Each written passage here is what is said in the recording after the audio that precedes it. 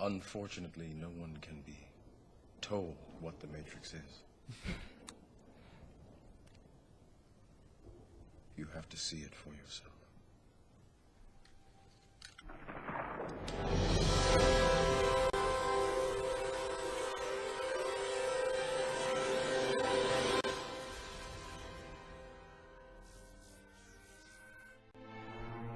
Officially weighing in at 129 pounds.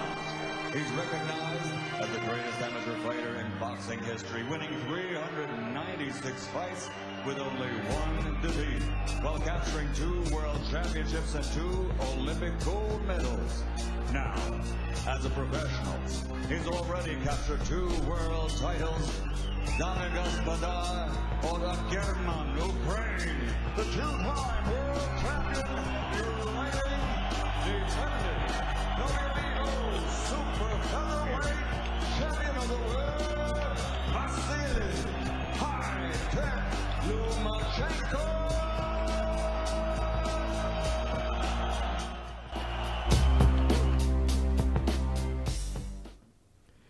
All right, what's up, everybody?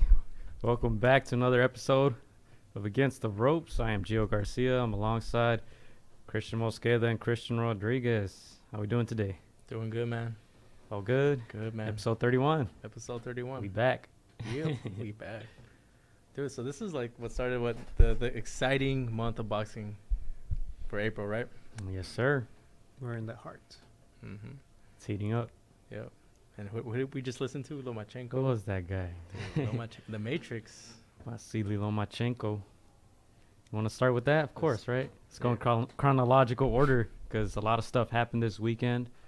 We'll start with the main event this past Friday, April 12th, between Vasily Lomachenko and Anthony Crolla at the Staples Center for Lomachenko's 135-pound championships, right? He has 2 of them.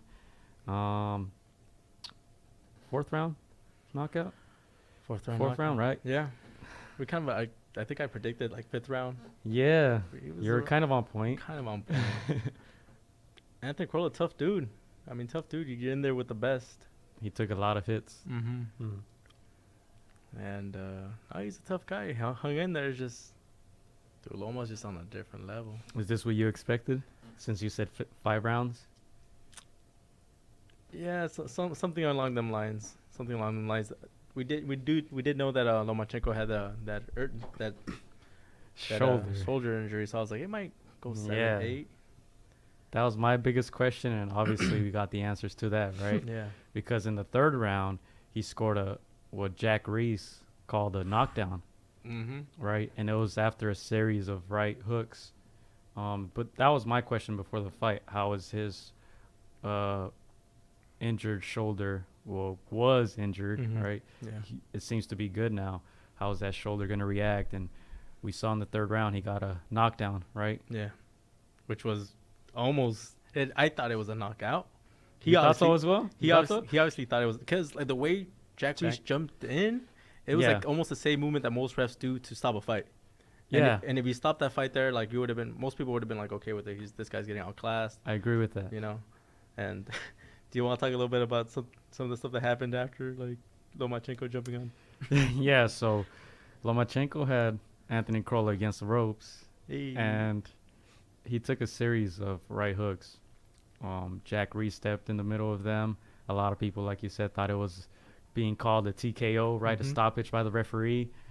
But he was calling a knockdown because, according to his judgment, he was saying that the ropes kept Anthony Crolla up, which will be a knockdown if that's the case, right? Would you guys agree with that the ropes were keeping Anthony Crolla up? I agree with that. I think it's just the movement, the way the ref moved in. Like, it was like a quick sweep him like, oh, I'm blocking this fighter from getting more punishment because obviously Crolla wasn't throwing anything back, and usually that's when a ref calls it, when there's nothing coming back. Yeah, but just thinking about it right now, I'm trying to think what could he have done different though, Jack Reese. Yeah. Because he's trying to step in and say knockdown, right? So what are you supposed to do? And I give him the benefit of the doubt just because he's Jack Reese. Yeah, of course. Yeah. He's one of the best in the game. However, Lomachenko thought it was over, right? By the Yeah. way that Jack Reese stepped in the middle of them. That, and also when the security people came in, they should have not been inside the ring. I think they came in after Loma went to celebrate on the ropes. I agree. I think that was a big blunder by their part. Yeah. Because they're supposed to be paying attention, right? And even myself in the arena, I saw the referee counting. Mm-hmm. And then I saw Lomachenko So- up on the ropes. So I'm like, Celebrating, yeah. slow down. And then I see the commissioner, people from the commission hopping in the ring as well. It was two guys in suits. And So I was like, whoa, what is going on here now? we learned this from Anthony Sims. So one of his fights in October, somebody stepped in, the cameraman stepped in, Stepped and in. he got fired Oh. because the fighter can actually prevent that. He can actually like have a say, like they intervene in the fight. Mm-hmm. So these security people could have done the same thing, and Crolla could have done just the same thing. So Yeah. you gotta be careful. Dude, I was one of those fans in attendance, like yelling at those guys, get out. yeah? Yes. Yeah, dude. Yeah. You see What are you them. doing? And you know what was funny? That Jack Reese did not notice them. Oh yeah. He was When counting. Terry turned around. Did Yeah. you see that? Yeah. And He's when he like, turned what the around, hell is this? he's like, "Get out, get out!" I just hear him Yeah. say, "Get out." And you Yeah. see them both get out at the same time. It was hilarious. Yeah. Oh man, And they it was left, bad. too. It was bad. Man. It wasn't a good look because a lot of people were confused. A lot of people in the arena were Yeah. confused. I didn't go back and listen to the telecast on ESPN, but I don't know if they were confused or not. But Yeah. but people in the arena were confused. Yeah, because I can see how Vasily thought the fight was over, like the way Yeah. he stepped in. But the security Yeah. guys, they had to keep their eye not on Vasily, but on the Yes. ref to see, like, is Yes. it really over or not? They just saw him up there like, oh, it's over. They must have been like Yeah. talking. And they just faced him. They were, I don't know, they both faced Lomachenko. It was funny because they had the backs to the ref. Yeah. The ref had his back to Yeah. them. So it was just big confusion going on in the ring. I saw the referee counting, so I'm like, it's not Yeah. over. You don't see the Yeah. waving. You see the ref do the waving motion, or it's over. Then Yeah. that's when it's over. But that was interesting. Crolla did survive that round, but he was stopped in the next round by Lomachenko. Same thing, that right hook. it was like right on the temple. Yeah, it was a big right hook. Yeah, you sent me a video and you heard that the thudding. Yeah, you hear Boom. the thump, and you just hear Crolla gasping for air. He just said, and then he just fell. Yeah. And it's always dangerous when they go head first into the canvas, right? Oh, yeah. He was out. Well, I mean, it's dangerous too, but also follow up with his injury. That he had a fracture in his head. Mhm. Yeah. That punch it was kind of similar to the punch that Triple G landed on Rubio, like on top of the Yeah. head. And your like, equilibrium, dude. Yeah. You can't get up. Those you Yeah. have to stay on the floor for a couple of seconds before you could get your feet up. Yeah, and obviously the technique that Vasily has, like to land that Man, punch, it was dude. beautiful. That clip that I sent you, Yeah. it was beautiful. Because Yeah. that's always a big weapon, right, for a southpaw, is that right hook. Yeah. You see it by Pacquiao a lot. And Loma kind of threw that like a throwaway straight left. He just showed it to him, came to the side with that right hook, and nobody's getting up from that. Some of our buddies got some good angles, right? Some videos. Yeah. We'll post some more clips. We're still, I'm still not sure how that YouTube copyright stuff works. So I try not to risk it, but hey. Yeah. It's not worth it. Yeah, dude, but Vasily, man, still impressive. Honestly, like I really thought, like, he looked great. I'm gonna say I still feel like the injury is still there. Not a big injury, but it's still there. But so that's what I'm impressed with. That he can still function the way he did. I'm sure he had some pain when he was throwing some of those punches. Yeah, But- and I mentioned before, not to cut you off, but I mentioned before the fight that he had said that in his previous fight against Jose Pedraza, he basically didn't use his right hand in training to try to let it recover. Yeah. So he knew he was going into that fight very limited, when it came to using that right hand. But it looked good in this fight. Yeah. And he did get an injury, right? Yeah. Did you guys hear about it? I think it was his knuckle or something. That's what they were saying when he Yeah. got the knockout punch. His middle knuckle got dislocated, so they just reattached it back. But for the people who actually were at the fight, like, what more can you ask, right? And for the people who actually saw the subscription, like, that's what you pay a subscription for, right? To see Vasily Lomachenko. Yeah. But for my thing, as far as like the injury before the fight that we were concerned, a lot of people were questioning his motivation to face a mandatory fighter, whether or not he's able to That's true. take his time, reveal his skills later on. But at the same time, I give Lomachenko props because he gave everybody what everybody came to see, right? And even Eddie Hearn before the couple of days were questioning whether or not the fight was even going to sell out at all. And right, and you guys can speak for that to yourselves, right? How was the crowd? There was a lot of people there. It was a good turnout. Good turnout. I looked to my left, I looked to my right, and all the seats were taken. Yeah. So, and that's something we haven't seen in some of the other bouts we've gone to. Yeah. You know, we see a lot of empty seats here and there. You know, mostly because of lack of names. Right. Or maybe lack of promotion. But this one was a good size, you know, crowd in attendance, which is pretty cool. So for Basile right now, there's a name trying to prevent everything with the 135 division. That's Mikey Garcia. So what's probably next is probably Luke Campbell. There's a French guy in the WBC mandatory. I can't even pronounce the guy's name. But number 3 is Devin Haney. So everybody's trying to reach out whether Luke Campbell is going to face Lomachenko in England in September. That would be a good fight. And that's a more credible opponent since he's more experienced. You know, he's got some names, some experience in there with him. So that's more credible. The David Haney's, the other, you know, we'll talk about some of the Teofimo was number 4. Yeah. I just think they're too green. They're very good. Yeah. They're very good, and they are the future of boxing. But I just think right now they're just... I agree with It's not smart for them to get in there with him. It's not smart at all. Let him age a little bit and... Maybe we're in that era where let him have it. Oh, no, I would love to see that fight. Let him have it. Do you want to talk about it? Let it have him. I would love to see that fight, but it's a business. And if you want to really maximize your pockets and be smart about it, then they would wait. But I would love to see those fights, of course. You always want to see the best try to fight each other around their respective primes. It's not going to happen because of the nature of boxing. You know, when some are coming out, some are coming in. We would love to see that, like them at close to that, but yeah. Again, it's a business, and it probably won't happen with David Haney's and Teofimo. If it does, I'd be very surprised, and I'll be the first one to say that. Okay, I was wrong. Damn, they made it happen. But yeah, if I was Teofimo's promoter, I wouldn't put him in there yet. Yeah. What are your thoughts, Gio? I agree with that. Teofimo's obviously has been talking a lot, and it sounds like he wants to fight, but I think I agree with you. I think they're too green. I think, give it time. Yeah. If it happens, hey, it happens. Either way, I'm good. Right. But speaking about Teofimo, I did run into him. Oh, yeah, that's right. Yeah. I ran into him, and it was interesting. I was talking to you about it. Yeah. I was like, it's kind of like one of those things like wrestling, right? You kind of hope that it's true, that it's real, It's all a show. Yeah, I say that because Teofimo was actually a really nice guy. Some of the guys I was with from the Wolfpack, shout out to Gut, shout out to Lewis, they were like, hey, who's that guy? Because a lot of people are going up to him. And I didn't see him at first. And then I kind of stepped back and got closer, and I was looking in the wrong direction. And then I looked to my left, and I'm right next to Teofimo. And I'm like, oh, shit, what's up, Teofimo? He's like, oh, what's up? And then shook his hand, and then took a picture, and I showed him my sweater. I was like, oh, we're from Against the Ropes. And then he was really nice, man. Yeah. Have you washed your hand already? I'm sure I have. But he was actually really nice, man. I was impressed. I was surprised. But I think I don't know if he was with his mom or with his dad, so I just kind of let him be.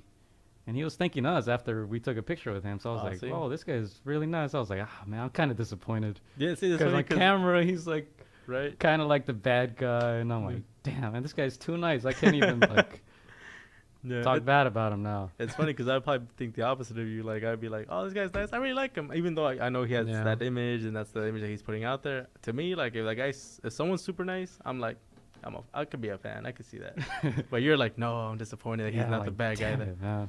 And I'm going to say I'm going to disagree with both of you guys with Teofimo. You know why? Why? Just because I saw Canelo gain the best exposure by fighting one of the best fighters.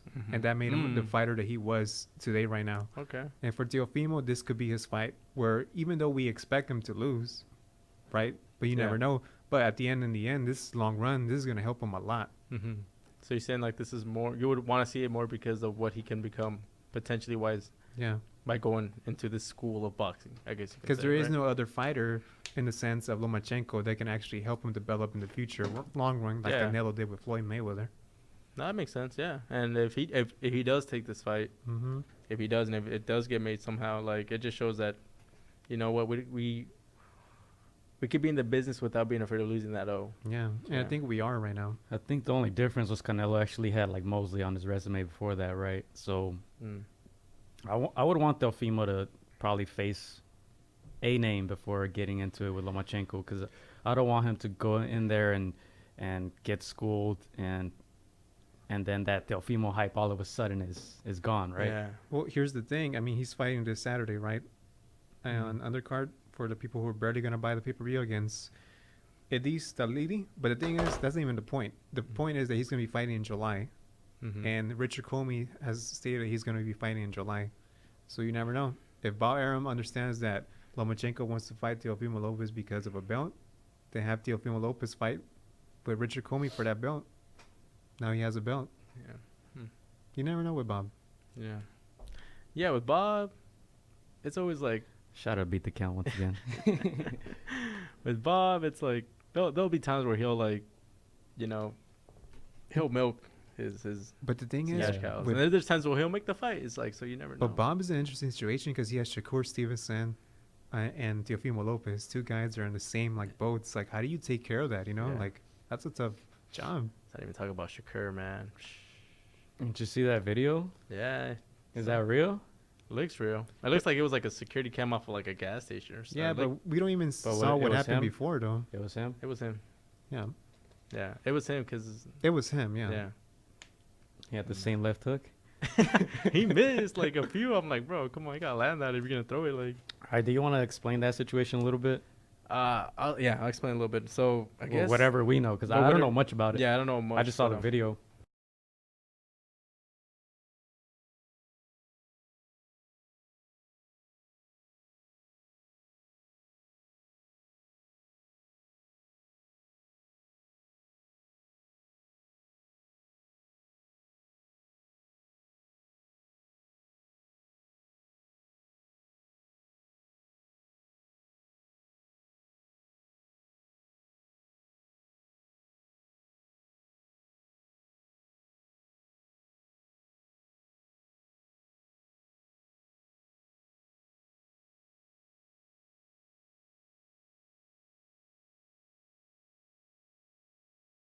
So yeah, it appeared he was at a gas station and so there was a little altercation between After a club or something. after a club. Yeah, Of course. obviously, of course, At the Mayweather? I don't know. might be, but yeah, they were so they head over to this little gas station, liquor store, whatever it was. And I guess somebody said something to his little group, and something set somebody off where Stevenson started throwing, or his buddy started throwing punches, and Yeah. then he did. Mm-hmm. And I'm not sure was there a woman involved. There is a female in the middle there. She was in the middle. At first, I thought Shakur swung at her, but he didn't, right? I think he pushed her out Yeah, the he way, pushed her. Yeah. He Yeah. missed. and he was swinging at the other fellow in the altercation. But yeah, that's what I saw, basically.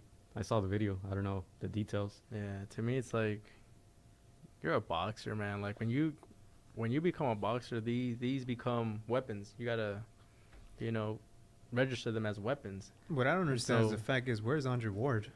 Because Andre Ward is his manager. Yeah. We talked about this, right, guys? A couple of months back. Like, who's Shakur hanging out with? Like, which way is he gonna go? Is he going down the Adrian Broner way? Like, he needs to stop hanging out with some of these guys. And nope. He's 21 years old. Yeah, like At least do that in the alley, dude. right. Yeah. You're in a like, place where you know there's cameras around. You know people can make money off of your name. Come on. Yeah. Yeah. So yeah, it seems like he's going down this road that we kind of hoped he wouldn't, just because we know the talent that he is. Yeah. An Olympian. He has a bright future, and for him, He has a cool name. the only thing that could derail him was stuff going outside, and Outside. this is one of those things. So He can make it up for it. Depends what happens on Saturday. yeah.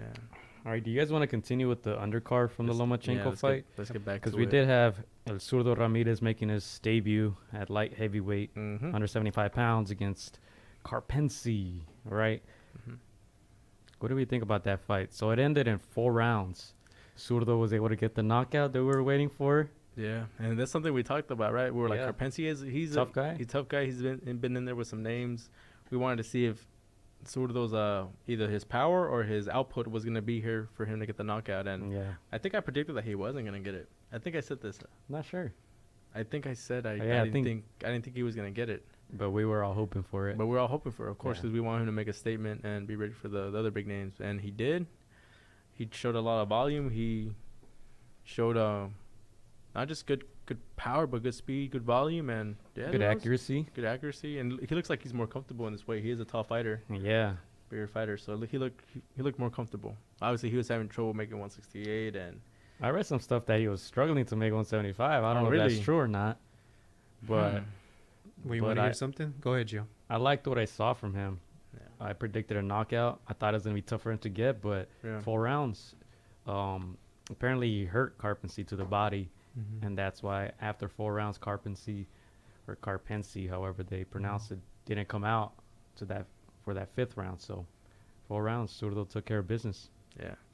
So, Gilberto, Mm-hmm. I'm not sure if this is the reason why. I think when you were telling me about, you have any questions for Ramirez? Mm-hmm. And I told you, yes, I do. Ask him, is this his last time that he's going to fight at 168 to move 175? Because I always question Ramirez's body frame. Like, he's probably like 6'4", right? And he's Mhm. weighing at 168. So for this fight, he was weighing in at 196 coming into the ring. But what impressed me the most, though, is his trainer.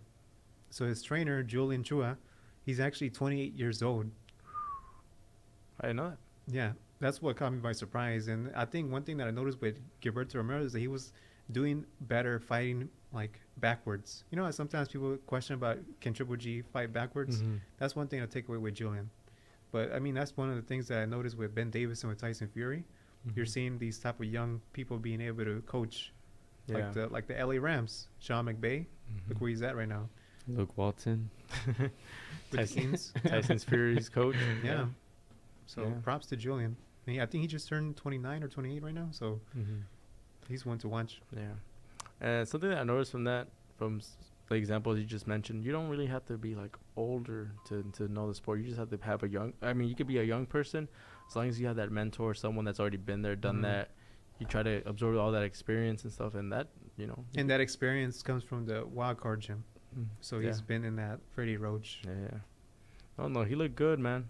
Ramirez Zurdo was winning inside and out of the ring, right? Yeah, another example of that is the Reynosos, right? Yeah. Eddie taking, lessons from his father. It's his father, right? Chepo? Yeah. Ese Chepito. Yeah. But we'll see, man. I wonder if he can sing like Chepo. Que le canta el canelito. All right. Yeah, any other last words on Zurdo? No, I'm excited Yeah, I'm because excited. he looked transformed. Yeah. Looks like he's more comfortable at 175. Yeah. And we're questioning whether or not he has that power punch at 175, and he does have it. And something that I'll bring up right now, and we'll talk about this other fighter a little bit later, but we kind of favored the other Mexican that we talked about. Remember? Jaime? Yeah, we did. And I mean, after this, man, we favored him over El Zurdo. Zurdo, yeah. And now I guess one of them is looking a little better. But yeah, we'll get into Munguia a little bit later. But yeah, no. Well, you didn't actually get to meet Munguia, huh? I didn't. From a distance, kind From of. a distance, yeah. He was nice too. Yeah. So yeah, dude, good job. That's the Zurdo Ramirez. He did everything that he had to do. Came out to that music that people Yeah, he love. hyped up the crowd Yeah. when he came out. So Good show. it was good. Good interview at the end. People love when we speak Spanish. I think that he was getting interviewed by Christina in English. I'm sure. Yeah, and he was obviously his English is a little choppy, and he was trying his best, and he at was least getting. he's trying. But when he was his authentic self and responded in Spanish, that's when the crowd came alive, and so yeah. He to me is surprisingly entertaining when he speaks, Yeah. whatever English or Spanish. Mm-hmm. Because you had an interview with him and he seemed kind of timid, Kinda timid a then, little yeah. bit, kind of quiet guy, and when he fights, it kind of seems like that too. But then when he gets after the fight, he's all pumped up After and the job is done, yeah. gets to talking, and he's pretty entertaining to me. Yeah. You want to see him against Kovalev right away right now, or what?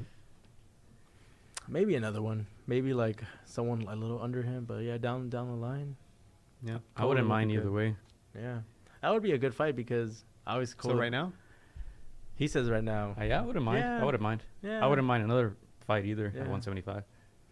I would like to see 1 and 2 fights. Like, he's up there. He needs he's up in his prime. He has a title. He needs to get another name, and got his 40th win. Yeah. So he's like right there. Like Kovalev would be a name that could push him to the big fight. So 1 or 2, why not?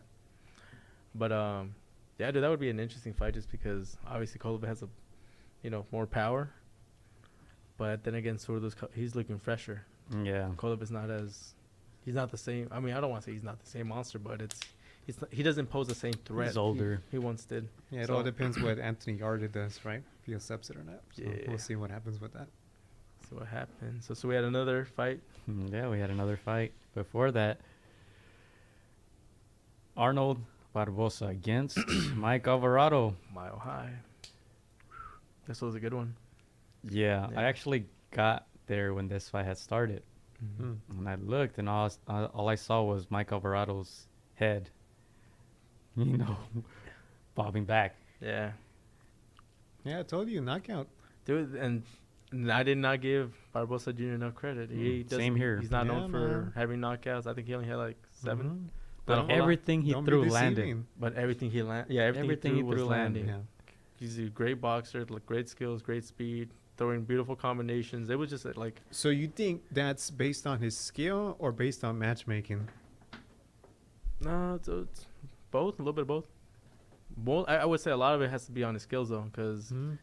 for a boxer that's not known for knockouts, Yeah. to get a knockout, you really have to rely on accuracy, precision, and just getting to that fighter. And Mike was actually coming back from you can see that right there, like 5 wins back to back. He was Mhm. looking He was good. being active. Yeah, and it just the younger man, the more technical sound fighter, just was able to get him. And I was not first of all, I wasn't expecting a knockout, and Yeah. I second, not this early. If it came, Yeah, I think 30 seconds in, I was like, I think Mike is done, dude. Done. I think he's done. everything was landing, everything was hurting him. Yeah, Yeah, I think that's it for him. yeah, You don't come back from a loss like that. that was pretty tough. Not even a retirement party. Yeah, But man, Arnold with the Laker colors too. I was gonna say, yeah, Mad proud for Arnold. dude, smart. Mhm. Obviously, you're a Laker fan. You're playing at the Staples Center. Right? Yeah, fuck the Clippers. They're in the playoffs right now. Man, the Clippers though, we'll get into it later. Yeah, Huh. Good stuff on them though. we'll talk about that later. But yeah, dude, I was impressed with Arnold Barboza Mhm. Jr. Yeah. Very impressed with the skills. And he's at 140, right? Yeah. Okay. So there's a lot of heavy hitters in the Yeah. 140 right now. So This Where fight is- was at welterweight, right? Yeah. welterweight, Yeah, 147. 147. No, actually, this one was a super lightweight. Was it? Yeah, Why junior is super Mike lightweight. fighting at 140? That's what I'm saying. Yeah. Like matchmaking. That's dude. not good. That could have been one of, but yeah. Yeah, those are the only 3 fights I saw. Go out there a little later. Mm-hmm. Did you catch any fights before that? That was pretty much it myself. Yeah, there was a heavyweight before that. Abel Sanchez was training him, and it ended in the first round. I think it ended in the first 1 minute. I think was it Olivas? Christian Olivas? Was it Janibek? Something. Something. We're gonna have to talk about him, but But yeah, no, those were the 3 main fights. I enjoy the show. Yeah, they ended a little early, but no, the action was good. Yeah. The guys that needed to win made a statement. Obviously, like the main guy, Vasily, just looked great, looked sensational. Yeah. And something that I talked about, I wanted to see the no mas, but you know what? He got the knockout.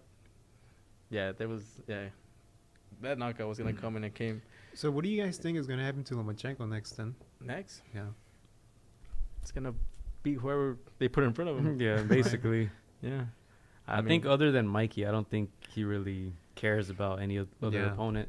yeah, and he called out Mikey after the fight, right? Oh, yeah, he did. Mm-hmm. That's I feel like that's the only type of fight that excites him. Even though Mikey lost to a bigger fighter. Many people put him on the pound for pound list, so not a lot you can take away from that. But Mikey's still Mikey, and he would make a tough fight for Vasily for sure. Yeah, I Yeah. think that's the only real fight that can take Loma kind of to the next level, if there is a next level for him. Mm-hmm. Right, that Mikey fighting against a bigger guy, Well, that guy is with more power. he ain't going to 140 at all. He's just staying at 135 or Miguel Berchon Mm-hmm. at 130 because his natural body weight is 130. Lomachenko. Berchel would be a good one. Yeah. I would say Berchel. Yeah, and Mikey. Mikey's only money fight. Yeah. But it was a good turnout for him at Staples Center. I heard a lot of people cheering for him. Mm-hmm. A lot of people with that Loma chant. Yeah. So it's good, man. He's building a good name for himself. And I did see a lot of Ukraine jerseys, Mm-hmm. Ukraine flags. So, yep, he's got some support, man. Yeah. My question is, I'm pretty sure Mikey's not going to take it anytime soon, but do you guys advise Mikey to take it? Well, I was Against gonna. Loma? Yeah, like right away? I don't think he has a problem taking it next. Damn, really? That's Mikey, dude. That's what I was gonna say after the Spence fight, and I told you this last week. If he's still gonna run the philosophy of high risk, high reward, Mm-hmm. does he after that type of performance, or does he need like some sort of confidence builder, right? Right. Like, he's gonna be an exhibition, right? But what do you think? Against Eric Morales. Yeah, to me, it's like I consider Mikey in between great and good, really, really good fighter. So, like, you don't take 2 losses in a calendar year. If But you're- You're assuming he's going to lose. But I don't know, dude. But what it's do you- Loma, bro. If he's going to lose to anybody, it's to those 2 guys. so what do you think is next for Mikey then? Does he? Because I want him to go to 140, dude. Because there's a lot of names right now. Yeah, I would like to see him mix it up with the 140s and try to get some more. He Get knocked those down Ws. Lipinets. Yeah. I would like to see him at 140. Try to knock I think that would make sense business-wise. Yeah, You yeah, know, get a business-wise. belt at 140 All and of then them. challenge Loma Yeah. after that. People would be like, "Oh shit, he's back." I don't think he has left anywhere, but Yeah. people every time you take a loss, people are like, "Oh, he's that's done. it." That's it. Yeah, I agree. I would like to see him like make a splash at 140, get a title, and get in the good graces again of the the casuals and stuff. But yeah, dude, I just don't think like right away, back to back. Like he doesn't need to. He already proved that he has, Tiene cajones, like stepping up to Right. Spence. He doesn't have to like go right back to the Yeah, trenches. that's him. He's just trying to make up those 2 years. I think they're gonna fight eventually. I do think You they think will so? fight. I think so. I don't think so. You don't think so? No. Because of Bob. Tough. No, it's just tough. Because of Mikey or Bob? No, it's just like I don't think see. both. Yeah, it's just Mikey's weight. Yeah. It's Ah. just I don't see it happening, dude. You think Mikey is just his body's in that heavy? He's in his 30s. Yeah. It's just too much weight difference at this Yeah. stage. Yeah. I think it would be kind of like a De La Hoya type of thing as Pacquiao, where you just have to drain yourself Yep. to make that weight. Mm-hmm.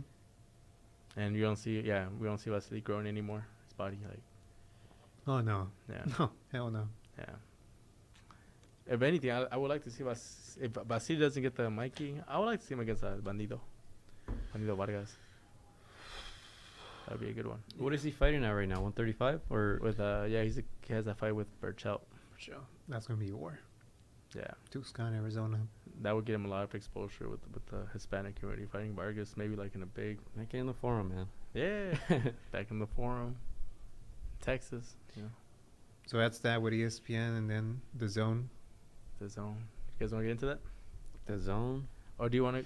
Let's go Claressa because that happened before. Really? That Okay. happened before. Yeah.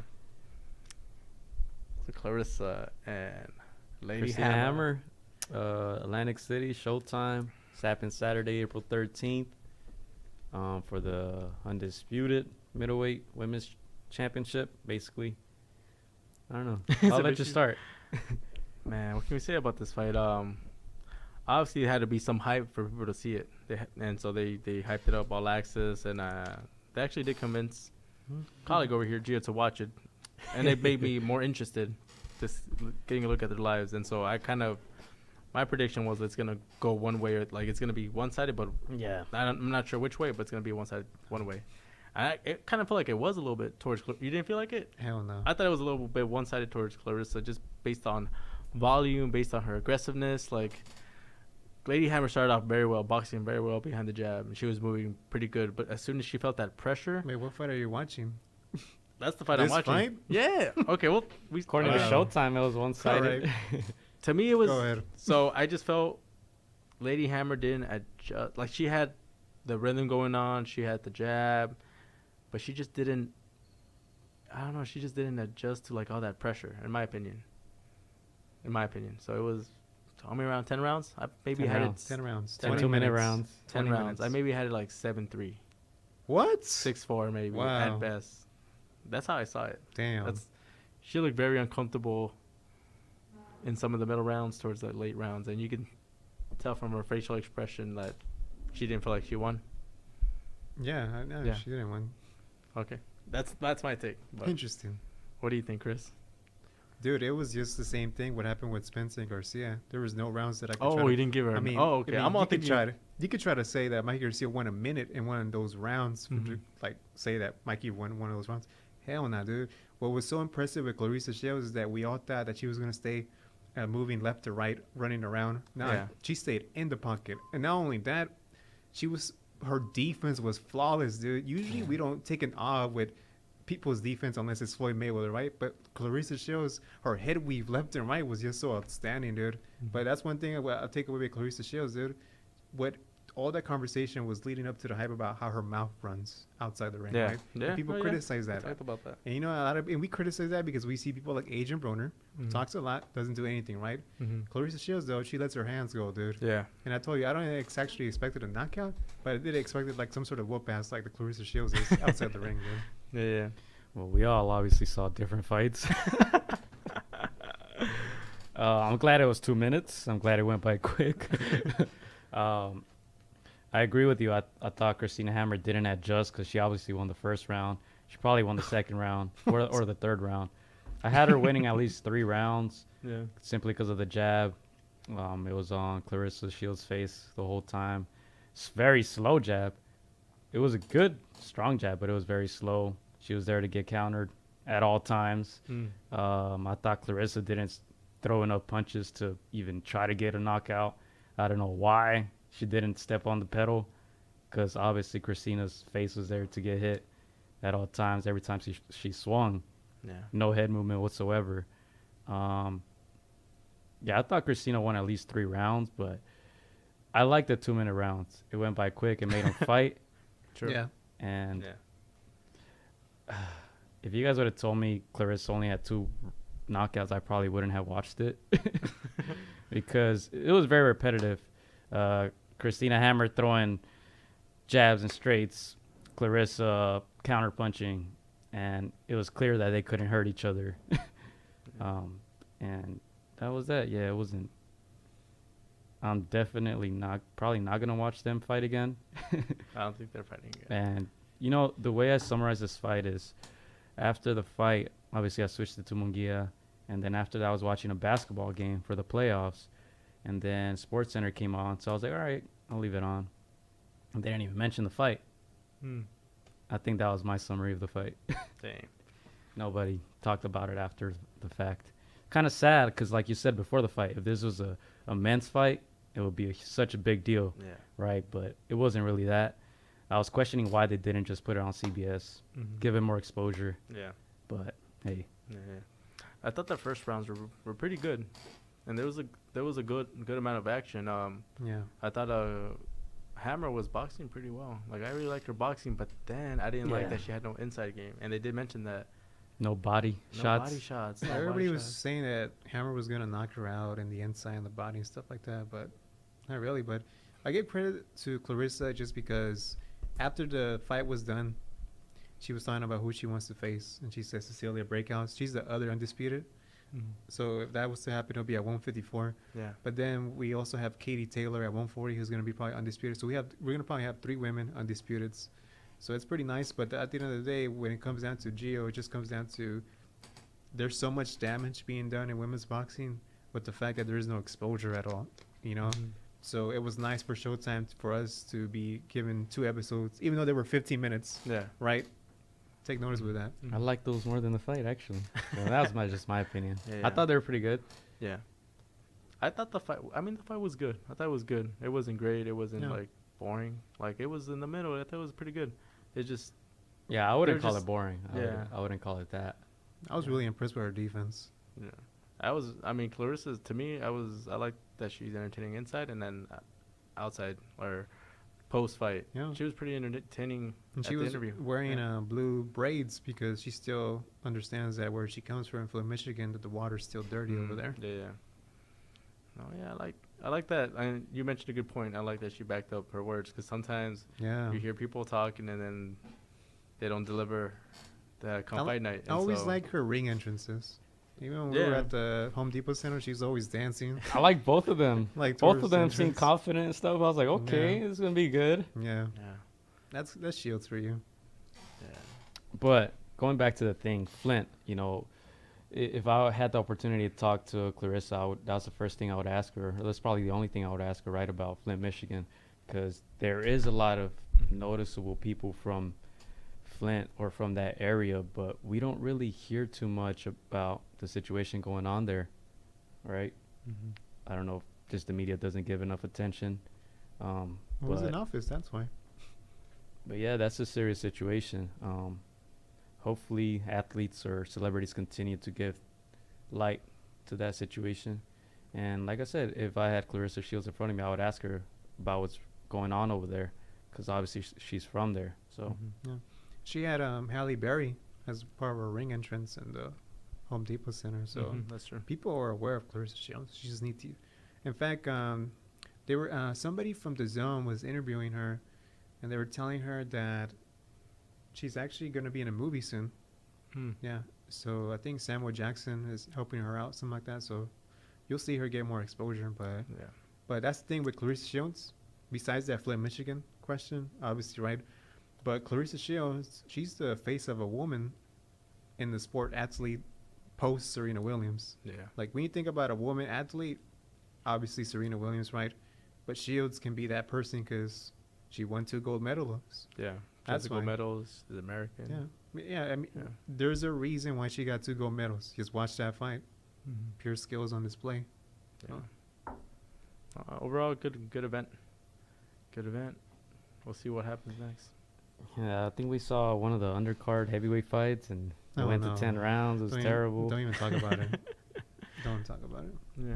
Yeah, I'm not gonna say it was a disappointing overall event, but it just wasn't very good in my opinion. Yeah, there should have been a better undercard. That's why I wasn't support. even. I'm just come on, let's do this. Put the fight already. And Atlantic City used to be a big city for boxing, man. So I was like, all right, this might be good, but Andre Ward versus Carl Yeah. Froch, Super 6. oh no, I'm talking about like back then, dude. When boxing was good. But that was the last. Back when Mike. But that was the last time that I seen a big fight right there. Arturo Gatti against Mickey Yeah. Ward. Dude, we're gonna talk about Gaddy next week, man. Ooh, I'm gonna have some questions ready. So we're gonna have. Do you guys want to announce a little bit who we're gonna have next week? Tell us, Chris. You can save it for the end. Oh, we'll save it for the end. We'll leave you guys in suspense, but just know we'll be talking Gaddy next week. I'm intrigued. Oh yeah. All right. So right after that Claressa Shields Christina Hammer fight, switched it over to the Zone.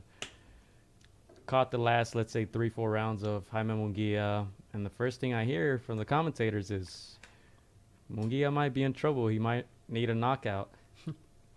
And then I saw Munguia going for it. I saw the crowd cheering him on, loud crowd in Monterrey. Yeah. I don't know. You saw the whole fight. Yeah. I haven't gone back to see it, the whole fight, but essentially controversial, right? Yeah. Big time. Decision. Big Majority. time.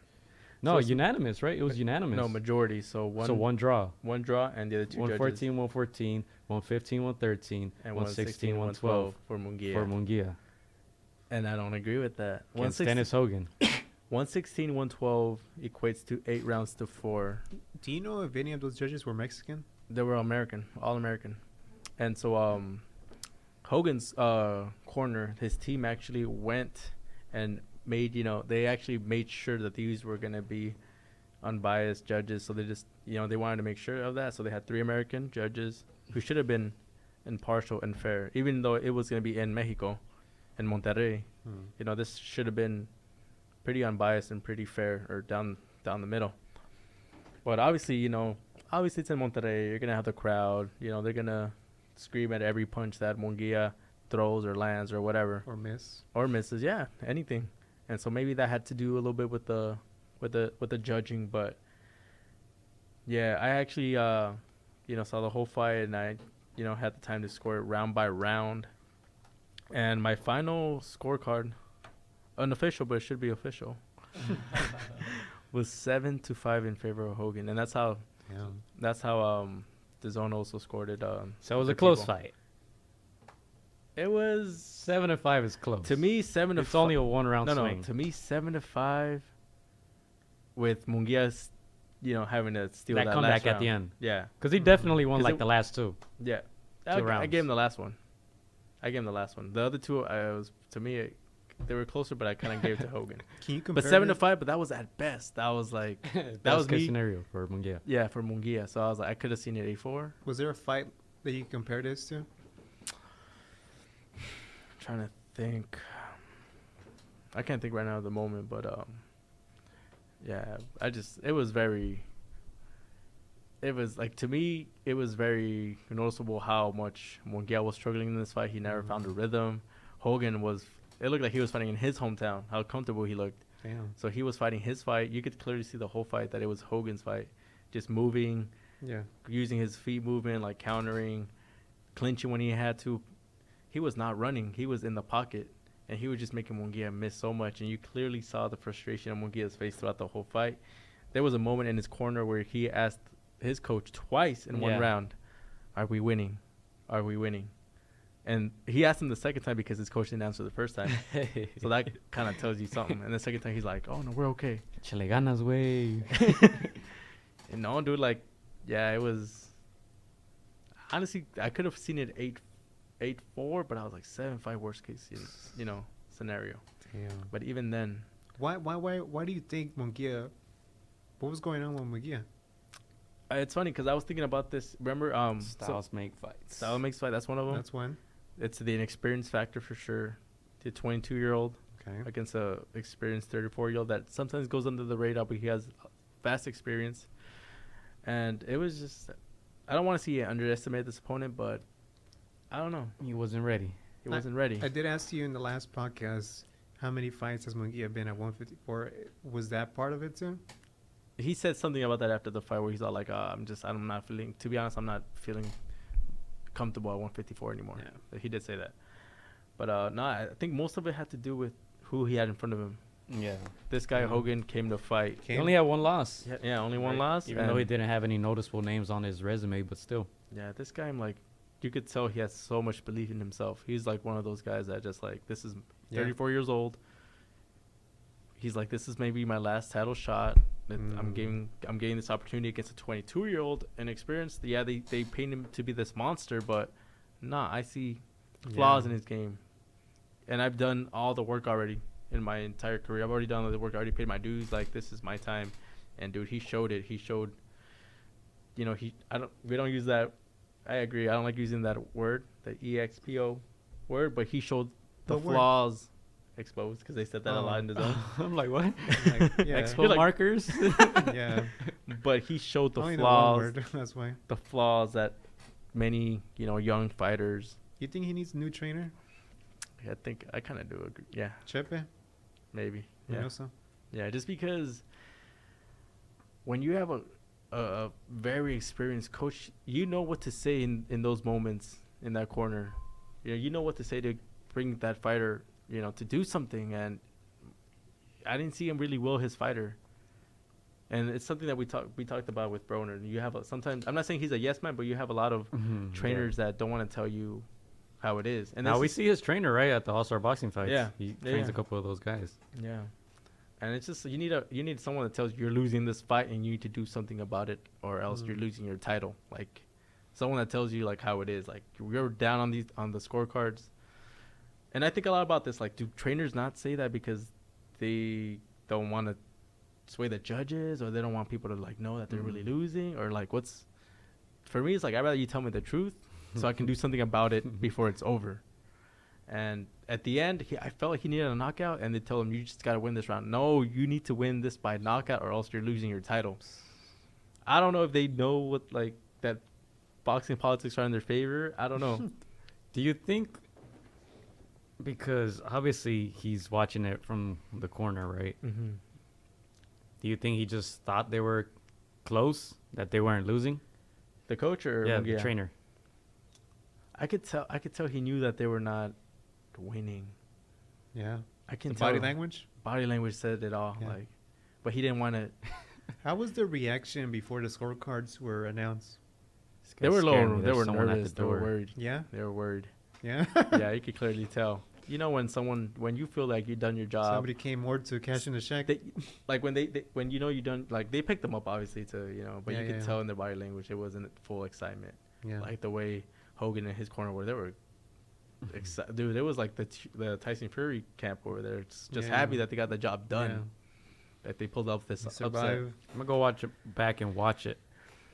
Interesting. From the rounds that I saw Hogan landing very clean shots. Oh, yeah, Obviously, that's clean. been Yeah. one of Munguia's weaknesses. Yeah. Doesn't always put his hands up. He has no head movement. Hmm. But I did see Hogan make a lot of mistakes in terms of getting hit with big shots too. Mm-hmm. There's a couple shots where it looked like Munguia was gonna hurt him seriously, right?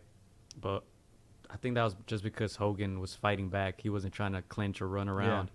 So I thought maybe that was a mistake, because like the last 2 or 3 rounds, Munguia caught him with some big punches, and it's just like, 12 damn, rounds, as a that's- judge in Mexico with those big punches, you're probably gonna give Lose them. Munguia the round because Yeah. of that. Yep. Looking for a reason to give him something, and he gave you one. But Yeah. These judges would have not escaped that ring, that stadium. If I can if I can compare this fight, not really based on like, Yeah. or like based Uh-oh, on here we go. based on based on the scores, Mm-hmm. and based on that head going back, was probably Charlo and Harrison.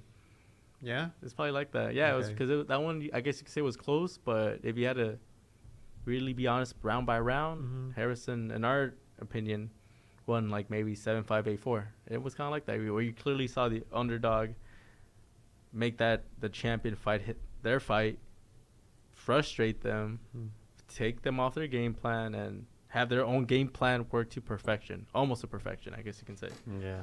So yeah, that was like, if you guys have a chance to watch the fight, Yeah, I'm gonna watch it. it was a good fight, dude.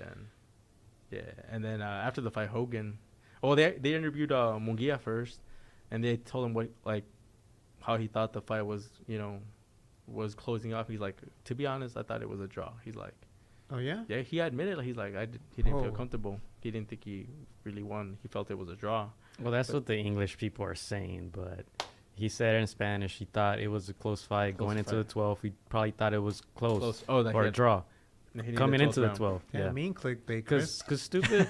That's what the English people do. Like Yeah. they don't translate it right, and then Oh, the okay. commentator's like, "Oh, he said it was a draw. Look, Yeah. he knows." You're right. He said it was close coming into the 12th, and he needed that round.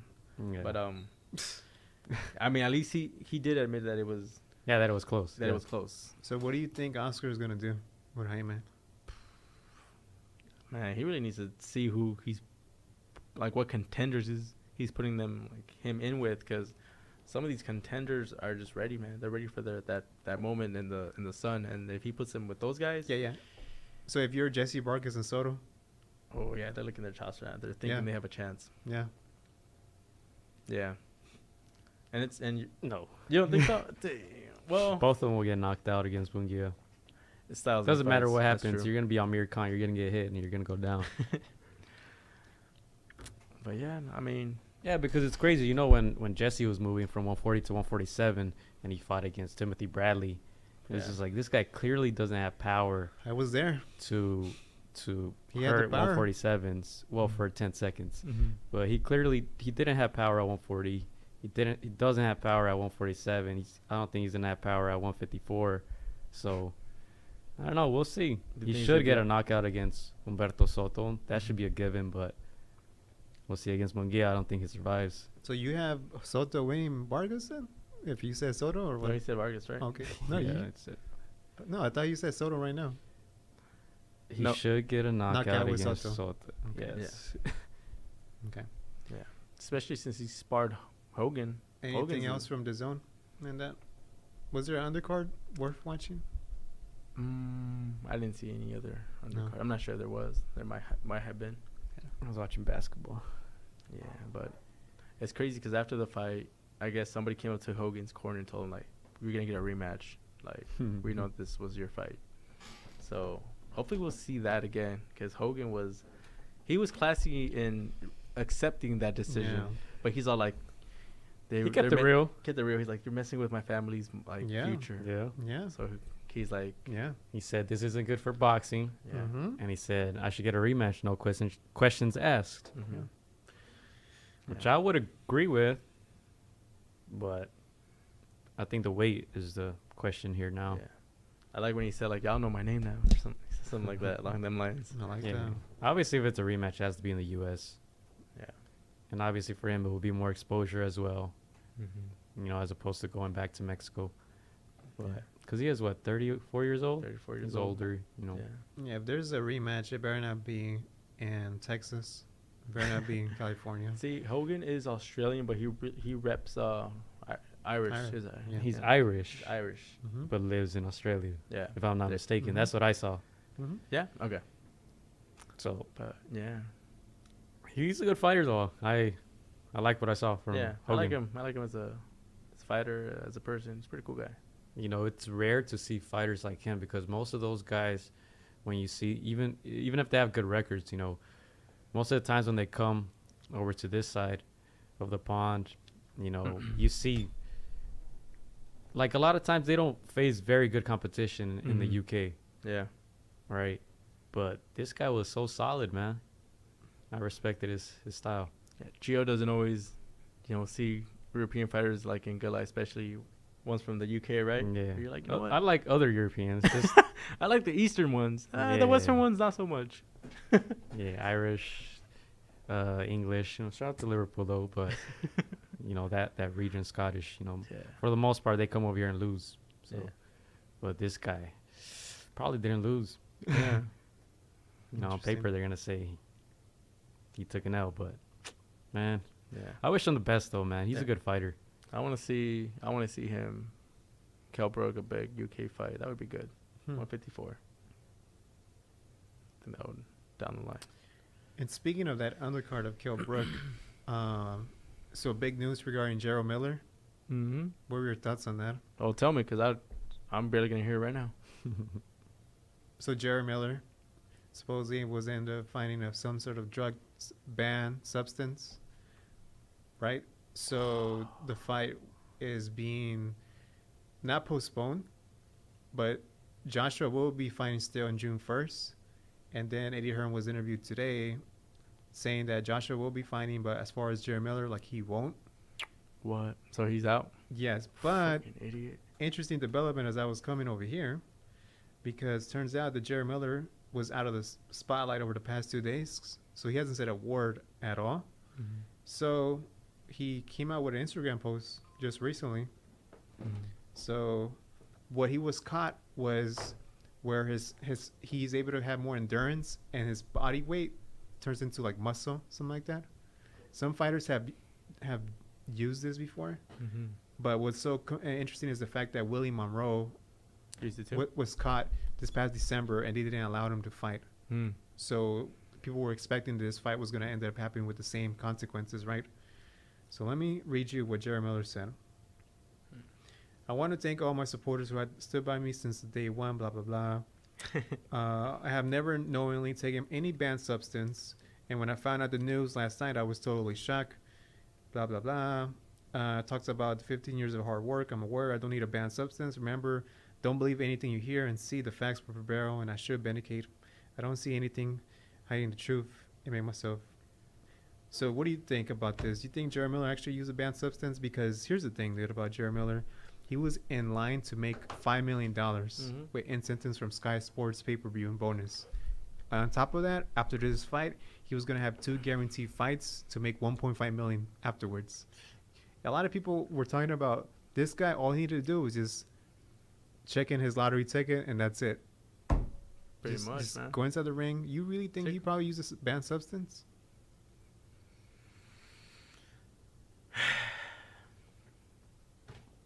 I don't know, man. I just think when They're you're all on some shit. I don't care. to me, Gio might be right. I just think when you're at that level, you need to know, man. You need to, like, if you gotta just go to the woods and just survive on freaking fruits, man, to get those millions, man, I would do that, man. Just make sure, like, I'm clean. I don't know, man. Supposedly right now he's at 350 pounds. 315. Yeah, I don't know. So they asked Eddie Hearn about who might be his potential opponent, Joshua, and the first name that came out was Luis Ortiz. That would be sick. That would be a sick replacement. Better than There's It's that a better name, fight now. and then the fighter that just recently beat Gallo Negro, Adam Konowaski. Oh yeah, that guy. Either one. At the end of the day, it's the Anthony Joshua show. So Yeah. it's like it doesn't. I would love to see Ortiz, but at the end, I just want to see Joshua. And Miller was Yeah. talking in the press conference about Joshua using PEDs Yeah. in the first one. So it'll be interesting what happens with that. Yeah. But man, if I was Eddie Hearn, but now if I was John Skipper, I'll be having a heart attack, man. Yeah. I don't know. I know Gio says everybody's on something. Yeah, everybody, yeah, Anthony said it too. You know, everybody's Yeah. on something until you get caught. Canelo was on something. Everybody's on something until they get caught. I'm on water, bro. That's all Mhm. I'm on. There you go. I think it's impossible not to be on something nowadays Yeah. with all the stuff that people eat, all Mhm. the stuff they put even in your fruits. Genetically modify Yeah. everything. Yeah. Don't ask me where I got that orange, Chris. Just to let you know. For real. Sprouts? Nope. No. I'll tell you after the podcast. If I get caught with something, I'd be like, There I'm could be some shit on innocent. that plastic that you're drinking that water out of. Yeah. I'm innocent, I swear. Yeah. In 2 months from now, we'll probably be sponsored by Snack. For real. But yeah. Man, I'm tired of watching those commercials. For real, they're annoying. Anything else boxing related before we sign out? The Boxing. Zone with Triple G. You want to talk about that? Go for it, buddy. No, you go ahead. I mean, just the announcement, right? Of his fight, Yeah. it's official. With Rose. I have no clue who this guy Rolls is. Gio? No, Nah, Chris? me either. nothing. Me either. Are you disappointed with this? I mean, it's a tune-up fight, right? It's a comeback fight. At 165? 164. I just figured there'd be more names. Not like names, but like at least somebody that we know. Somebody we know that has, some experience has. Because, dude, Triple G's a beast, bro. You can't just... Yeah. Yeah, Yeah. when I first heard about this name Rose, this was the first thing that came top of my head. Real Julian. So let me get this right. People are only faithful as their options. He didn't have no other options, dude. Yeah. Everybody was taken already. Brandon went to Charlo. Mm-hmm. Who else can you put Triple G on? That's Get how your it is. knockout on to the next one. Yeah. Yeah. All right. If you want to talk about that other LA team, Which one? The Clips? Oh, the Clippers. Dude, so they were down how many points? 31? yeah, To who? The Warriors? The defending champs, To who? At home? the their gentrified house? Warriors. That's how I call the them. Oracle. Damn. Did they take out their starters or something? Or like, how did I this didn't- I comeback didn't come watch about? it. I only saw like the last 2 minutes, but I think they rested their starters, took their foot off the gas pedal. They Spencer just started collapsed. chopping the tree down, huh? Yeah, Yeah. That's crazy, man. That's a highlight of their season. Obviously, they're I told you it may not be their only highlight this season. It could be more tomorrow. You what's never going know. on? What's going on tomorrow? Game 3. isn't it tonight? So it's I 1-1. don't know. Hmm? I think they're gonna lose like by 40 next game. You think so? They woke up the beast. For real? Oh hell no. Yeah, it went down to the wire because even I saw the last couple minutes, and they needed Harold to make the last 2 free throws, or else it was still gonna be like a 2 or 3 point game. So he made both, and he's not a very good free throw shooter, but he made the clutch free throws, and then it was a wrap. Yeah. Man, it's funny because one of my coworkers came up to me today. He's all like, "Spurs beat City, blah blah blah," and I'm all like, "The San Antonio Spurs beat Oklahoma City." Like, and he's all like, "No, man, real sport." And I was like, "Oh, that's right, Tottenham, Man City." And he was so excited. He's like, Why? "Man, I can't focus, man." Why? Because he would I see him go to the bathroom so we're at work, and I see this guy go to the bathroom using his bathroom breaks more often than you're allowed. Mm-hmm. I had no clue he was watching the Champions League But game. is he even a fan or He's a of a big- team? He's a big fan of Tottenham. Why? I That's the don't real know. question. I don't know. We'll ask him. Why would he do that to yourself? I don't know. I don't get it. That's like being he's a an- Cruz Azul fan. Right? He's an underdog type of guy. But yeah, dude, he was so when he came out like the last time, he's like, "Oh my God, they won!" And I thought it was a basketball game. I was like, "Oh shit, yeah, of course, like Champions League." He's like, "Bro, it was like one of the most exciting games." And I was like, "I gotta check this out." So we want tied. You want to to win? But tell me, you saw the game, right? Yeah, I saw the Dude, game. tell me about it because I saw the highlights. Before that, real quick, you know how the Clippers thing happened, the comeback? Yeah. I was watching the Manchester United game against Barcelona at Camp Nou. Well, I wasn't at Camp Nou, but Yeah, it sounds like you were there. it sounds like you were there. Paint the But I was picture. watching it with Gut and them, and I was like, dude, if the Clippers could do it, man, you could make that comeback. But now they lost 3-0. Damn. Just wanted to say that. That's aggregate. Oh, no, that game, they lost 3-0. What was aggregate? I didn't even do the math. Oh man. Shout out to Sharpie. Hope you're alright. Who else played that? Oh, Ajax beat Juve that game. Close game. There's a lot of VAR decisions. But, yeah, going back to Tottenham against City. I went to watch it, actually, at a restaurant. And when I got there, City was up like 2-1, and it was 20 minutes 20 in. minutes in, yeah. I was like, well, what the hell did I miss? yeah. Missed the whole Tripping game. out, dude. Like, is this the same game? You're like, Is this live? right? But, yeah, basically, City won 4-3. Mm-hmm. But we're still eliminated because of the 3 Tottenham away goals. Tottenham won 1-0 at home. Yeah. One of the last plays was a goal by City, and I think they disallowed it. They checked it. The third goal by Tottenham, they went to check it because it looked like a handball Yeah.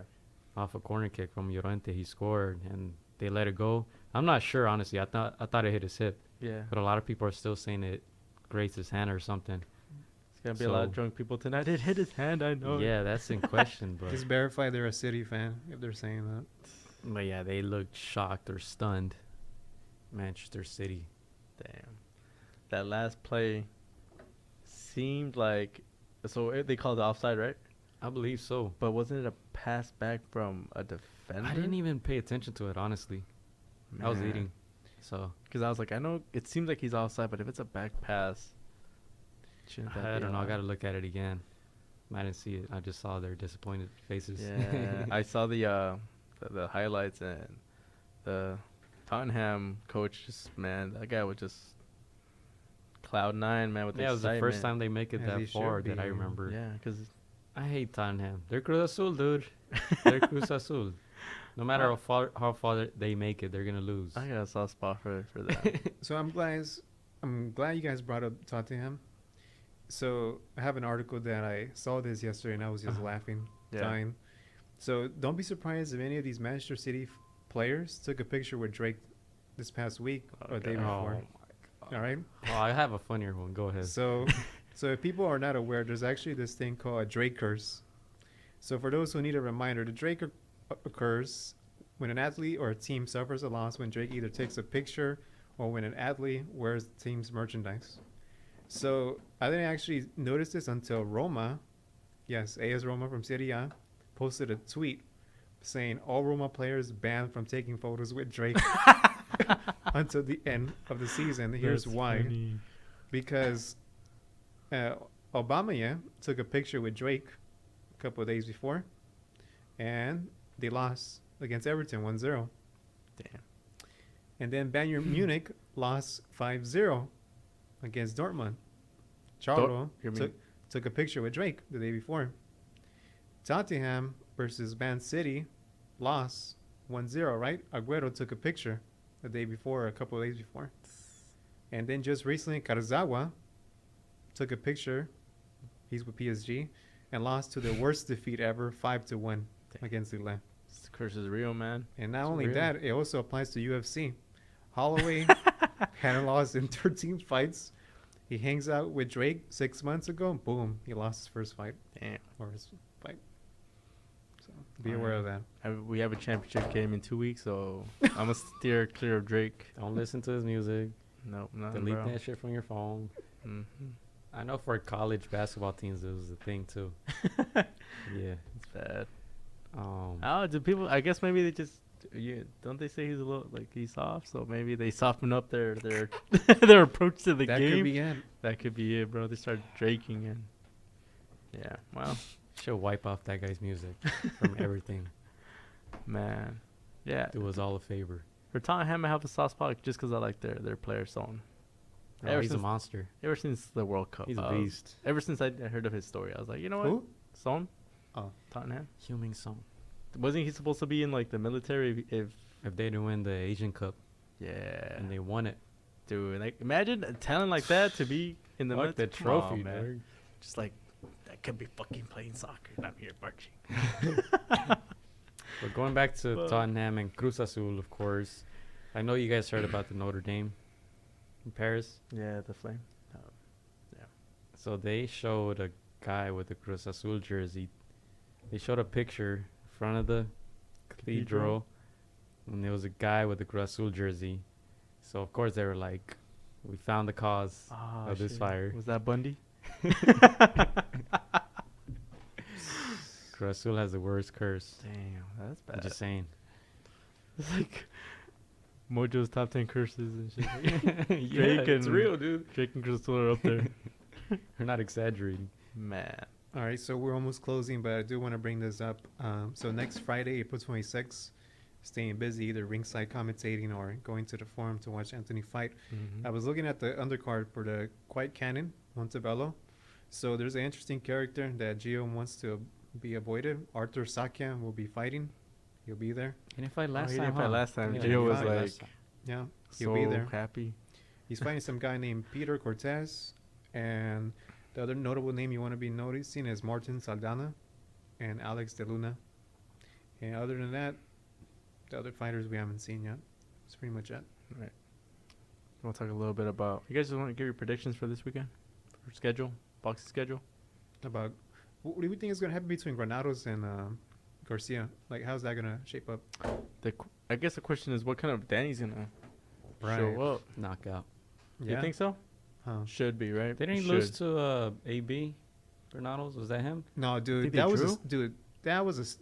I heard that it was a. Did you I see didn't that watch that fight? fight. I I watched didn't that watch that fight. fight. That was a robbery, dude. I heard it was a robbery. It was in AB's hometown, right? Yeah, that was a robbery, dude. Yeah. He's gonna get knocked Yeah, I out. heard that he didn't let his hands go. Granados was more active. Yeah, he was. And yeah. Well, was that a decision for Broner or was it a draw? That was a decision by Broner. Yeah. He is tough. I might have watched that fight. Granados is kind of tough. You know, He's gonna go to a decision, but Yep. Garcia Yeah. needs a knockout though. you're thinking he's. He does to be marketable again. Oh, I get you. Yeah, I was like, oh, knockout to win. Fuck No. that. You think Rolly's gonna get a knockout? Damn. I think Rollies needs to knock out every single guy in front of him. Yeah. You know, to keep his like tough guy, bad boy persona. Because that's And he's staying active. I'm Yeah. glad he's staying active. yeah. Yeah, and you like him, right? You're like, yeah, I like his attitude. He's Talk. growing on me. Yeah. Haven't seen him fight yet. Oh, yeah, that's right. We got videos, bro. His knockout. Okay. Against the Ropes podcast on YouTube. You gotta get higher on our own supply. His knockout is actually a very popular Dude, video on it our channel. is, man. It's probably It's like so top funny. 5 popular video. Is that Carlos in the background?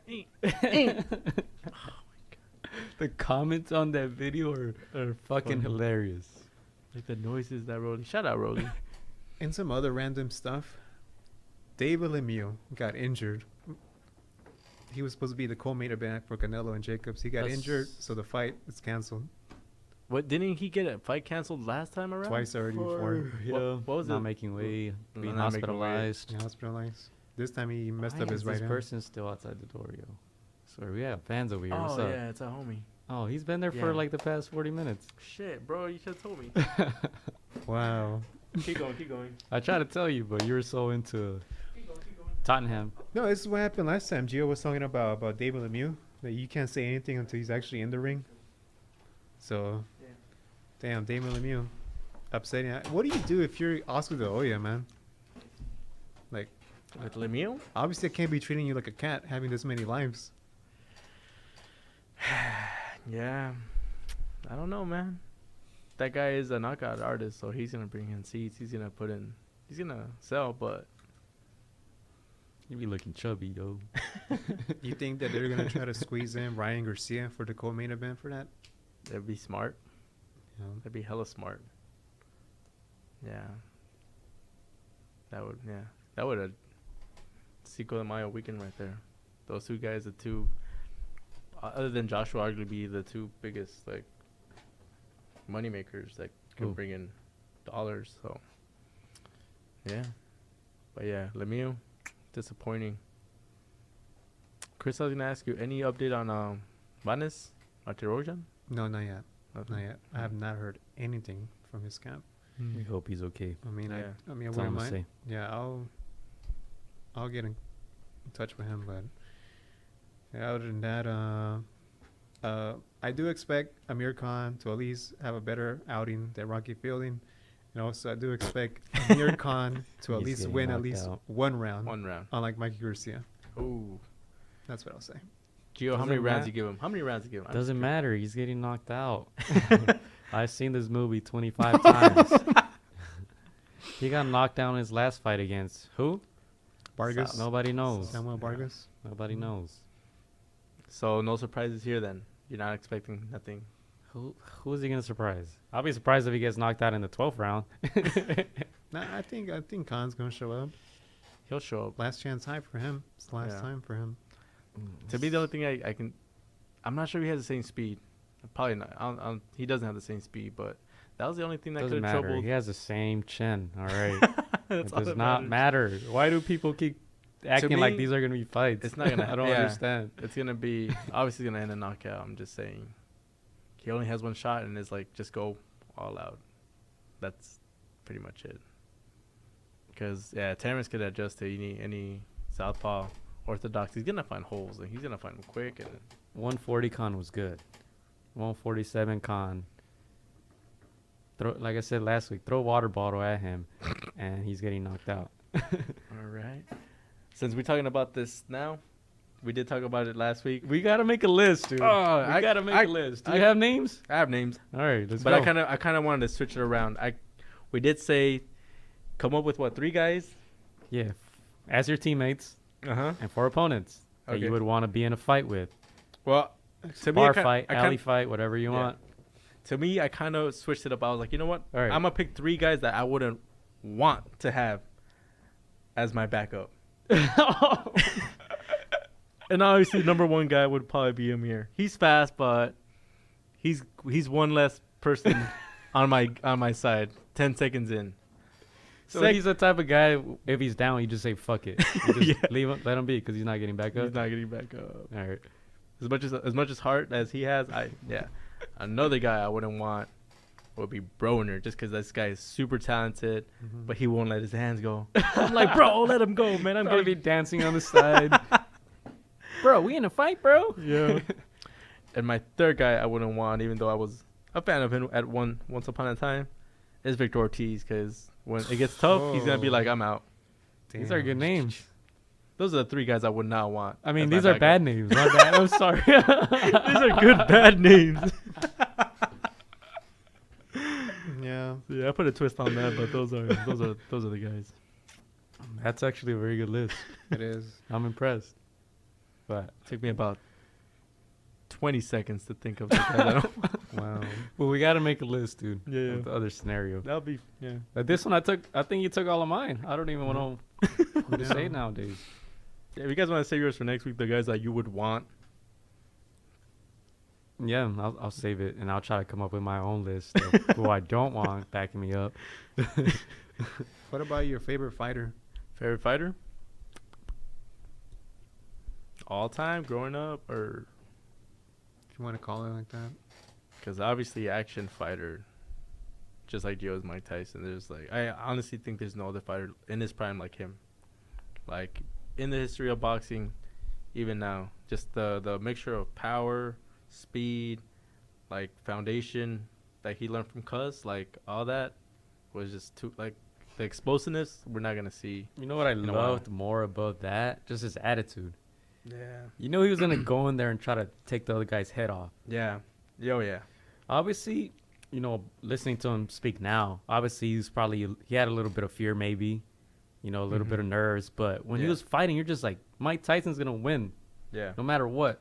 Obviously in his prime, but that's what I admired. It was just like Yeah. this guy just goes in there and takes it, dude. Yeah. To me, like he didn't want to win by decision. He wanted to destroy Yeah. Like, damn. Like, if there's a term for catch a body, he wanted to do that. Like, Yeah, for it was me, that it's vicious. Roy Jones Jr. oh yeah, I haven't Must have seen forgot. a fighter in the middleweight division Yeah. be that flexible, athleticism, mm-hmm.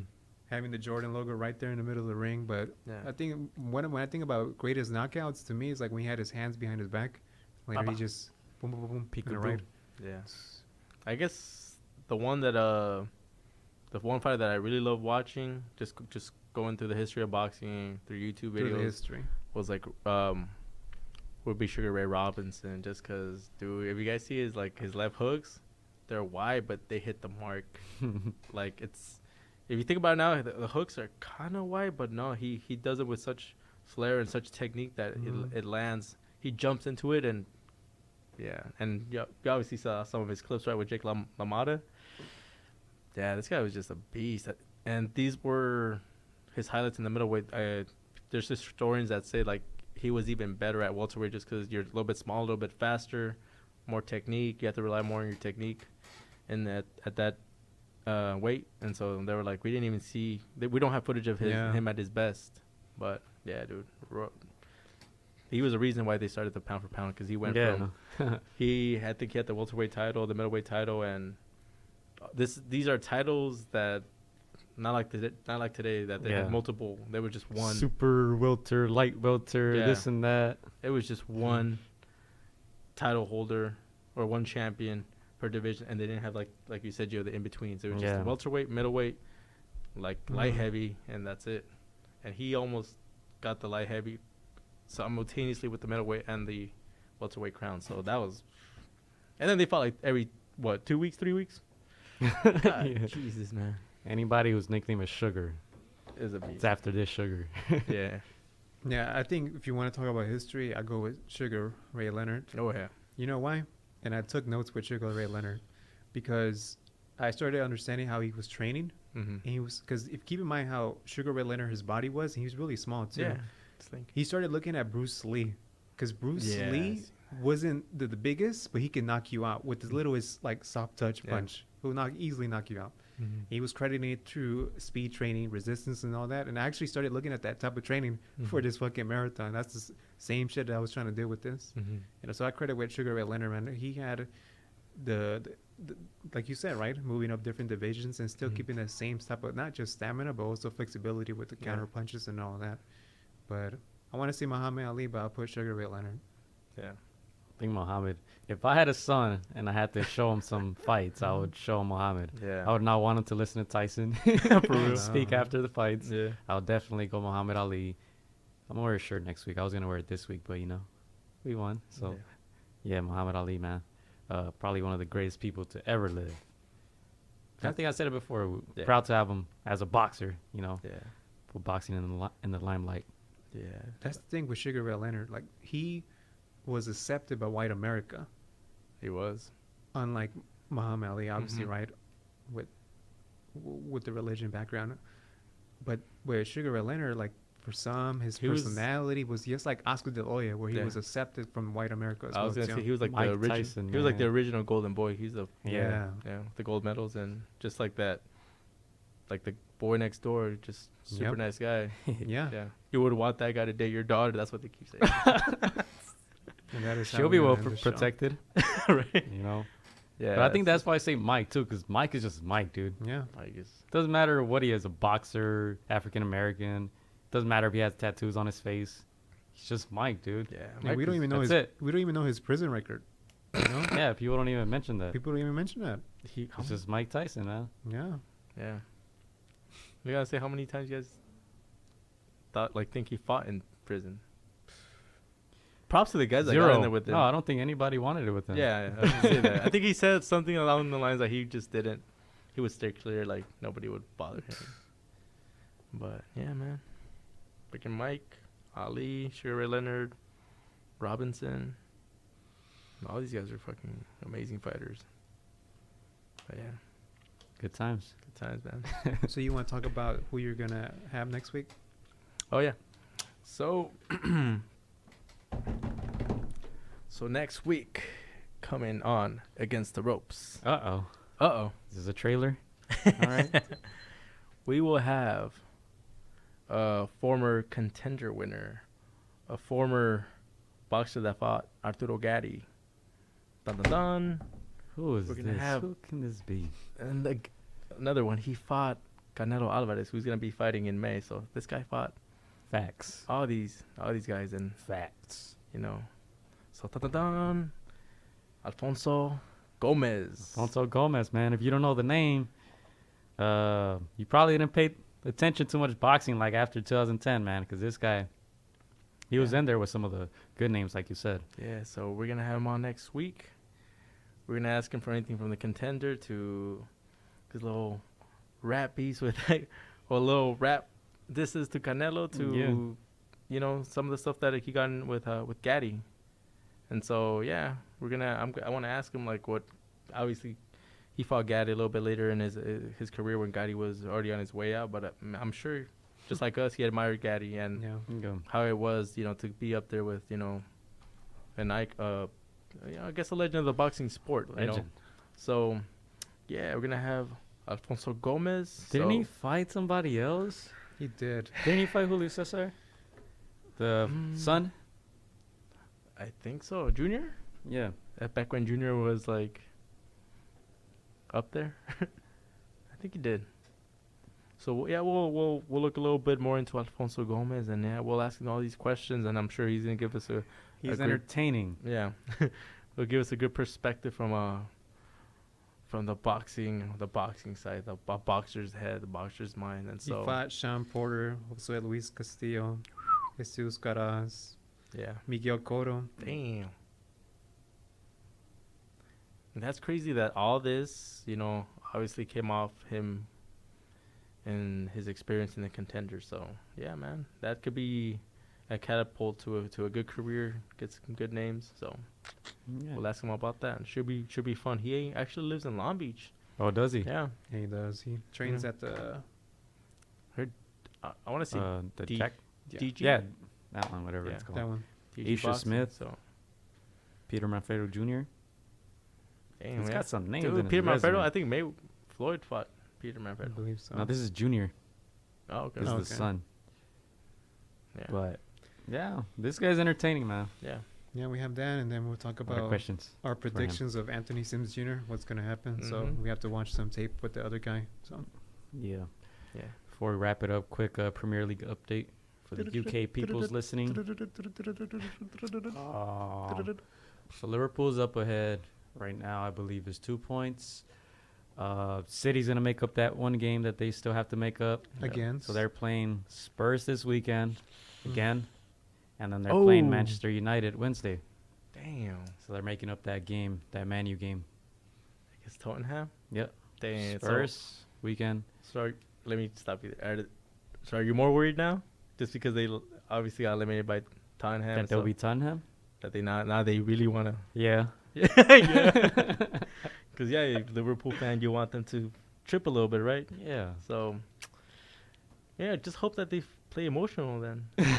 Make some mistakes, man. Hope for some red cards, you know, Yeah. some injuries. It's fucked up, but yeah, that's the Premier League update, man. Jimenez is still beasting up.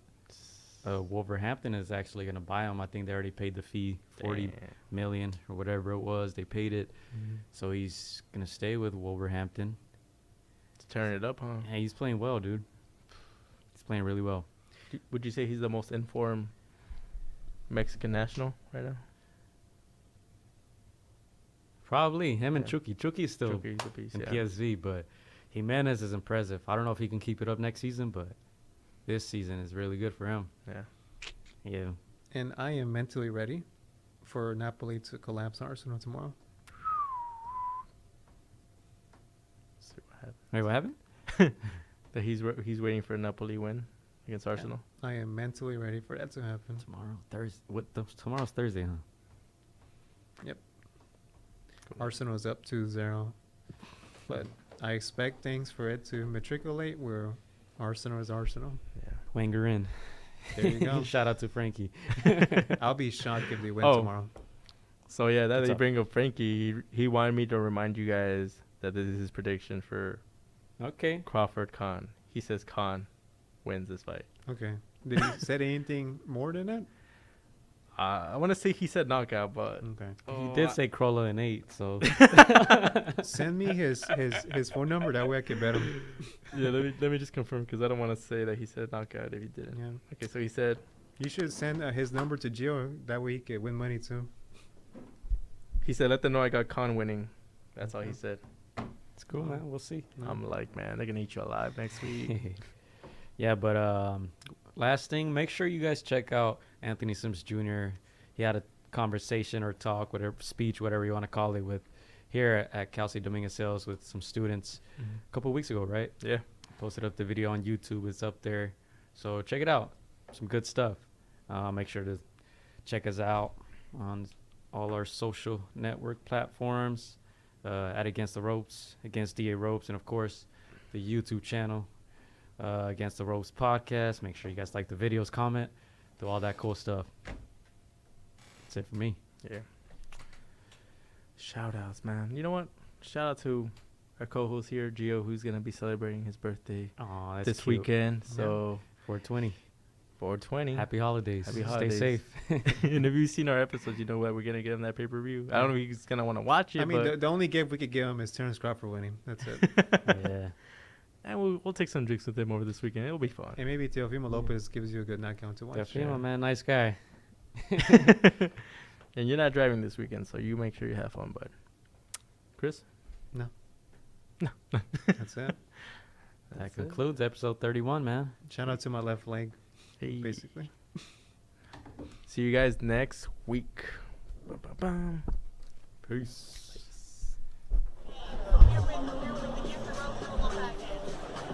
Shout out to Against the Ropes. Thank you for the support. Keep doing your thing. You're doing a great job. So thank you and best wishes. Against the Ropes. Huge shout out to Against the Ropes. Against the Ropes. Shout out to Against the Ropes. Thank you guys for the interview, and hope to see you guys soon. Against the Ropes, always doing the right thing. Shout out to Against the Ropes, man. I appreciate you guys for having me, taking the time on y'all day. Against the Ropes, #1. Freddie Roach. Thank you very much.